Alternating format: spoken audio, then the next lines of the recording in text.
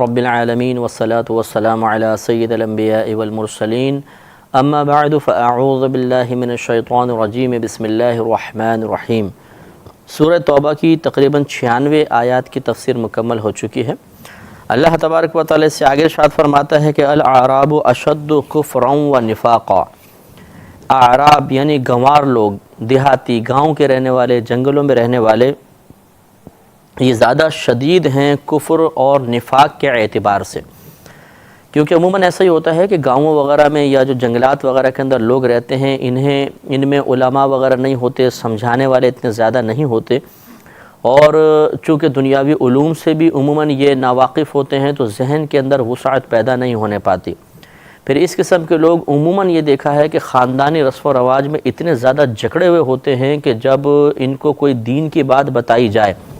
تو خاندانی رسم و رواج ہی عموماً غالب رہتے ہیں، اور وہ کہتے ہیں جی ہمارے باپ داداؤں سے سلسلہ چلتا چلا آ رہا ہے تو ہم اس کو نہیں سنیں گے۔ تو چونکہ یہ ہدایت کو قبول نہیں کرتے ہیں، آب و ہوا کچھ اس قسم کی ہوتی ہے گاؤں کی کہ سرکشی کا مادہ زیادہ ہوتا ہے، کچھ سمجھانے والا نہیں ہوتا، صاحب علم لوگ ان میں نہیں ہوتے، تو عموماً ایسا ہے۔ ورنہ معاذ اللہ ایسا نہیں کہ ہم سارے کے سارے گاؤں والے ایسے ہیں، ان میں ذہین بھی ہوتے ہیں ماشاءاللہ، اور اچھے دیندار لوگ بھی ہو سکتے ہیں، وسعت ذہنی رکھنے والے بھی ہو سکتے ہیں، لیکن اکثر کا یہ معاملہ ہے کہ جاہل گنوار جو ہیں اللہ تعالیٰ نے فرمایا یہ کفر اور نفاق پر زیادہ شدید ہوتے ہیں۔ وَأَجْدَرُوا أَلَّا يَعْلَمُوا حُدُودَ مَا أَنزَلَ اللَّهُ عَلَى رَسُولِهِ، اور یہ اسی قابل ہیں کہ اللہ تعالیٰ نے جو حکم اپنے رسول پر اتارے اس سے یہ جاہل رہیں، انہیں نہ جانیں، یعنی کیونکہ ان کے اندر قبول علم کی صلاحیت بھی نہیں ہے۔ انہیں جب کوئی دین کی بات بتائی جاتی ہے تو یہ الٹا اس کا مذاق اڑاتے ہیں۔ عموماً آپ گاؤں کے اندر یہی چیز دیکھیں گے کہ آپ جا کر انہیں کوئی دین کی بات بتائیں، کوئی شرعی مسئلہ بتائیں تو وہ اپنے چھوٹے سے ذہن کے ساتھ اس کو سننے کے بعد اس پہ 10 تنقیدیں کر دیں گے، ارے بھائی یہ کیا بات ہوئی۔ اور یہ میرے خیال میں تو گاؤں کے ساتھ تو ہے ہی ہے، یہ تو شہروں میں بھی بیماری ہے کہ اگر کوئی ایک شرعی مسئلہ بتایا جاتا ہے اور اس کی مختلف نوعیتیں ہوتی ہیں کہ اگر ایسا کریں گے تو یہ حکم ہوگا، ایسا کریں گے تو یہ حکم ہوگا، تو بعض اوقات اتنی وسعت ذہنی بھی نہیں ہوتی ہے کہ یہ سمجھ سکیں کہ یہاں صورت دوسری ہے، یہاں صورت دوسری ہے۔ وہ صاف کہتے ہیں کہ ان میں کیا فرق ہے، ایک جیسی بات تو ہے۔ تو اسی طرح گاؤں والے جو ہوتے ہیں ان کے سامنے جب کوئی دینی مسئلہ بیان کیا جاتا ہے تو عموماً ان میں چونکہ اتنی ذہنی وسعت نہیں ہوتی ہے، فہم کی کمی ہوتی ہے، تو یہ اللہ تعالیٰ نے فرمایا زیادہ اس بات کے لائق ہیں کہ اللہ تعالیٰ نے جو احکامات اپنے حبیب کو دیے اس سے جاہل رہیں، یعنی اپنی کن ذہنی کی بنا پر اور اپنی طبیعت کی شدت کی بنا پر، سختی کی بنا پر یہ حق کو قبول نہیں کریں گے۔ واللہ علیم حکیم، اور اللہ تعالیٰ جاننے والا، حکمت والا ہے۔ وَمِنَ الْأَعْرَابِ مَنْ يَتَّخِذُ مَا يُنْفِقُ مَغْرَمًا، اور اعراب میں سے بعض وہ ہیں جنہوں نے بنا لیا اس چیز کو جو خرچ کرتے ہیں ٹیکس، تاوان، یعنی بعض گاؤں والے ایسے تھے کہ جب ان کے سامنے زکوٰۃ وغیرہ کا حکم بیان ہوتا تھا تو وہ اپنی وہی کم عقلی کی بنا پر جی یہ تو ٹیکس ہے، ٹیکس کی ایک صورت ہے، اس طریقے سے وہ اپنی کم علمی کی بنا پر اسے ٹیکس، تاوان سمجھتے تھے۔ وَيَتَرَبَّصُ بِكُمُ الدَّوَائِرَ، اور یہ انتظار کرتے ہیں تمہارے ساتھ گردش ایام کا، گردشوں کا، پریشانیوں کا انتظار کرتے ہیں۔ مطلب یہ ہے کہ یہ اپنی کن ذہنی کی بنا پر اور طبعی سختی اور شدت کی بنا پر مسلمانوں پر آنے والی گردش کا انتظار کرتے تھے کہ کب یہ پریشانی کے اندر مبتلا ہوں اور ہم یہ کہیں کہ دیکھا اچھا ہوا کہ ہم نے یہ چیز قبول نہیں کی ورنہ ہم بھی ایسے ہو جاتے۔ علیہم دائرۃ السوء، انہی پر ہے بری گردش، یعنی انہی پر بری گردش آنے والی ہے دنیا میں اس طریقے سے کہ اگر یہ کفر و نفاق میں مبتلا رہے تو عنقریب قتل و غارت ان پر ہوگی، یہ قتل کیے جائیں گے، قید کیے جائیں گے، اور آخرت میں بھی ان کے ساتھ برا انجام ہوگا۔ واللہ سمیع علیم، اور اللہ تعالیٰ سننے والا، جاننے والا ہے۔ وَمِنَ الْأَعْرَابِ مَنْ يُؤْمِنُ بِاللَّهِ وَالْيَوْمِ الْآخِرِ وَيَتَّخِذُ مَا يُنْفِقُ قُرُبَاتٍ عِنْدَ اللَّهِ وَصَلَوَاتِ الرَّسُولِ، اب اللہ تبارک و تعالیٰ نے استثناء فرما کر ان گاؤں والوں کا تذکرہ کیا جو اللہ تعالیٰ اور اس کے رسول کریم صلی اللہ علیہ وسلم کی رضا کے مطابق ہیں، اچھی عادات والے ہیں، اور ان میں گاؤں میں رہنے کے باوجود بری صفات سرایت نہیں کی ہوئیں۔ لہذا ارشاد فرمایا کہ وَمِنَ الْأَعْرَابِ، اور گاؤں والوں میں سے بعض، مَن يُؤْمِنُ بِاللَّهِ وَالْيَوْمِ الْآخِرِ، بعض وہ ہیں جو ایمان رکھتے ہیں اللہ تبارک و تعالیٰ اور اس کے رسول صلی اللہ علیہ وسلم پر، اللہ تعالیٰ پر اور اخروی دن پر۔ وَيَتَّخِذُ مَا يُنْفِقُ، اور وہ بناتے ہیں اس چیز کو جس کو وہ خرچ کرتے ہیں، قُرُبَاتٍ عِنْدَ اللَّهِ، اللہ تبارک و تعالیٰ کے نزدیک قرب کا ذریعہ اور سبب، و صلوات الرسول اور نبی کریم صلی اللہ علیہ وسلم کی دعائیں لینے کا وسیلہ، کیونکہ نبی کریم صلی اللہ علیہ وسلم کی عادت کریمہ تھی کہ جب کوئی صدقہ آپ کی خدمت میں پیش کرتا، یعنی دین اسلام کے لیے کوئی امداد فراہم کرتا، تو آپ اس کو وصول فرمانے کے بعد اس کے لیے دعا کرتے تھے۔ تو اللہ نے فرمایا کہ بعض گاؤں والے تو وہ ہیں جو منافق اور کافر ہیں اور بڑے ہی شدید ہیں، اور بعض گاؤں والے ایسے ہیں جو بتوفیق الہی اللہ پر ایمان بھی رکھتے ہیں، اخروی دین پر ایمان رکھتے ہیں، اور جو کچھ وہ خرچ کرتے ہیں اسے اللہ تعالیٰ کی بارگاہ میں قرب اور نبی کریم صلی اللہ علیہ وسلم کی بارگاہ سے حصول دعا کا ذریعہ تصور کرتے ہیں۔ الا انہا قربۃ لہم، ہاں بے شک ضرور یہ ان کے لیے قربت ہے، یعنی باعث قرب ہے۔ سیدخلہم اللہ فی رحمتہ، ان قریب اللہ تبارک و تعالیٰ انہیں اپنی رحمت میں داخل فرمائے گا، یعنی داخل جنت کرے گا۔ ان اللہ غفور رحیم، بے شک اللہ تعالیٰ بہت بخشنے والا مہربان ہے۔ اس سے یہ بات ضرور معلوم ہوئی کہ جب کوئی آدمی صدقہ کرے گا تو اس سے اللہ تبارک و تعالیٰ کا قرب بھی حاصل ہو سکتا ہے، اور جو اللہ کے مقرب بندے ہیں ان کی دعائیں قابل نفع ہوتی ہیں، کیونکہ اللہ نے خصوصی طور پر اہتمام کے ساتھ تذکرہ فرمایا کہ یہ خرچ کرتے ہیں اپنے جو بھی مال ہیں انہیں نبی کریم کی دعاؤں کو حاصل کرنے کے لیے۔ تو نبی کریم صلی اللہ علیہ وسلم کی دعاؤں کی دعا یہ یقینی سی بات ہے کہ باعث برکت ہے اور ہمارے لیے بہت بہتر ہے۔ تو جس طرح ان کی تمنا تھی کہ یہ خرچ کرتے تھے اپنے مال کو اللہ کی رضا کے لیے، لیکن نبی کریم کی دعا کا حصول کا ارادہ بھی ہوتا تھا، تو اسی طریقے سے اگر کسی بزرگ کی دعا لی جائے، بزرگوں کی دعا لینے کے لیے ان کی بارگاہ میں حاضر ہوا جائے، تو اس میں شرعاً کوئی حرج نہیں، بلکہ یہ ان صحابہ کی سنت ہے۔ والسابقون الاولون من المہاجرین والانصار، اور سبقت لے جانے والے پہلے مہاجرین میں سے اور انصار میں سے، والذین اتبعوہم باحسان، اور وہ جو ان کے پیچھے ہوئے بھلائی کے ساتھ ان کے پیروکار ہوئے، رضی اللہ عنہم، اللہ تبارک و تعالیٰ ان سے راضی ہو گیا، ورضوا عنہ، اور وہ اللہ تبارک و تعالیٰ سے راضی ہو گئے، وأعد لهم جنات تجری تحت الانہار خالدین فیہا ابدا، اور اللہ تبارک و تعالیٰ نے ان کے لیے ایسے باغات تیار کیے ہیں جن کے نیچے نہریں جاری ہیں اور وہ اس میں ہمیشہ رہنے والے ہیں۔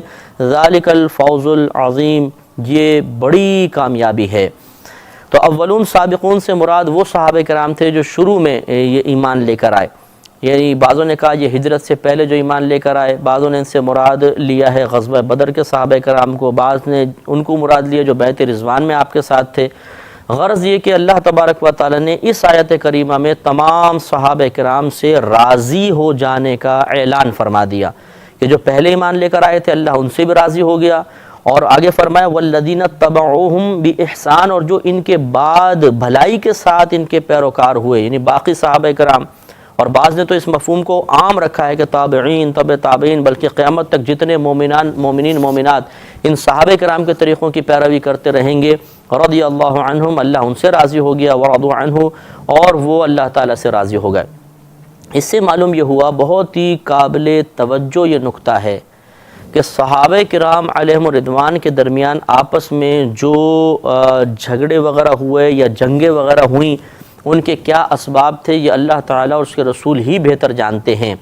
بہرحال اگر کسی مؤرخ کے لکھنے کی وجہ سے، اس کے تجزیے کی وجہ سے، اس کی تحقیق کی بنا پہ ثابت بھی ہو جائے کہ کوئی صحابی اجتہادی خطا پر تھے، دوسرے درست تھے، تو ہمیں بہرحال کسی پر تنقید کرنے کی اجازت نہیں ہوگی، نہ ہم ان معاملات کو بنیاد بنا کر کسی صحابی سے نفرت کریں،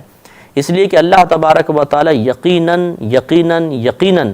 ازل سے ہی اس بات کو جانتا تھا کہ صحابہ کرام کے درمیان کیا معاملات ہوں گے۔ اس کا تو کوئی مسلمان انکار کر ہی نہیں سکتا کہ اللہ تعالیٰ قیامت تک جو کچھ ہونے والا ہے، بلکہ اس کے بعد کا کتنا علم رکھتا ہے ہمیں تو مقداری معلوم نہیں، سب اللہ تعالیٰ جانتا ہے۔ تو اللہ کو یقیناً یہ بھی معلوم تھا، صحابہ کرام کو پیدا فرمانے سے پہلے اللہ تعالیٰ جانتا تھا کہ ان کے درمیان کون کون سے معاملات ہوں گے۔ اس کے باوجود اللہ تبارک و تعالیٰ نے جب ان کے لیے یہ اعلان فرما دیا، اور جس وقت یہ آیات نازل ہوئیں تو یقینی سی بات ہے اس وقت تو صحابہ کرام کے درمیان کوئی معاملات نہیں ہوئے تھے، کیونکہ یہ آیات تو نبی کریم صلی اللہ علیہ وسلم پر نازل ہوئیں، اور یقینی سی بات ہے کہ اس وقت کوئی ایسا جھگڑا یا ایسی جنگیں وغیرہ نہیں ہوئی تھیں۔ اس کے باوجود جب اللہ نے اعلان فرما دیا کہ اللہ تعالیٰ ان سے راضی ہو گیا، تو اس کا مطلب یہ ہوا کہ اللہ تعالیٰ نے گویا کہ ہمیں یہ سمجھا دیا کہ بعد میں ہونے والے جھگڑے ذاتی نوعیت کے نہیں ہوں گے، بلکہ واقعی ہر ایک جو ہے وہ دین اسلام کی ترقی کا ہی خواہاں ہوگا، اور ان میں سے ہر ایک جو ہوگا وہ اپنے لیے کوئی یقیناً دلیل شرعی رکھتا ہوگا۔ یہ الگ بات ہے کہ دلیل شرعی کے ہر پہلو پر توجہ نہ ہونے کی بنا پر کوئی اجتہادی خطا متحقق ہو جائے، لیکن اس کے باوجود اللہ تعالیٰ نے ان کی تمام جو اجتہادی خطائیں یا جو بھی معاملات تھے جن پر آپ گرفت کوئی عام آدمی گرفت کر سکتا ہے، یعنی یہ کہہ سکتا ہے کہ بھئی یہ معاذ اللہ غلطی تھی یا نہیں تھی، بہرحال ان تمام کو اللہ تبارک و تعالی نے بالکل معاف فرما دیا، ان سے درگزر فرمایا اور اعلان کر دیا کہ اللہ تعالیٰ ان سے راضی ہو چکا اور وہ اللہ سے راضی ہو چکے۔ تو اس لیے ذرا سی توجہ ہمیں کرنی چاہیے ٹھنڈے دل کے ساتھ، جذبات میں آئے بغیر، کہ جس سے اللہ راضی ہو جائے کیا ہمیں اس سے نفرت رکھنی چاہیے، کیا ہمیں اس پر کلام کرنا چاہیے، کیا ہم اسے برا بھلا کہنا اللہ کو پسندیدہ ہوگا؟ یقینی سی بات کہ نہیں۔ اگر آپ کسی سے راضی ہیں، کوئی آپ کو محبوب ہے، مثلا آپ کی زوجہ ہیں، آپ کے بچے ہیں، آپ کے ماں باپ ہیں، آپ کے بھائی بہن ہیں، آپ کے خاندان والے ہیں، آپ کے قریبی دوست ہیں، اگر کوئی ان کو برا بھلا کہے، چاہے ان کا واقعی قصور ہو، پھر بھی برا بھلا کہے، گالیاں بکے، تو آپ اس کو ناپسند رکھیں گے۔ یہ ایک طبعی تقاضا ہوتا ہے، فطری تقاضا ہوتا ہے۔ اللہ تبارک و تعالیٰ اگرچہ تمام طبعی تقاضوں اور فطری تقاضوں سے پاک و صاف ہے، لیکن اس کی عادت کریمہ ہے کہ جو اس کے محبوب بندوں سے محبت رکھتا ہے اللہ تعالیٰ انہیں اپنا محبوب بنا لیتا ہے، اور جو اس کے محبوب بندوں سے بغض و کینہ رکھتا ہے تو اللہ تعالیٰ بھی اس سے ناراض ہوتا ہے، جیسے کہ بے شمار آیات اس پر آ چکی ہیں اور مزید آئیں گی۔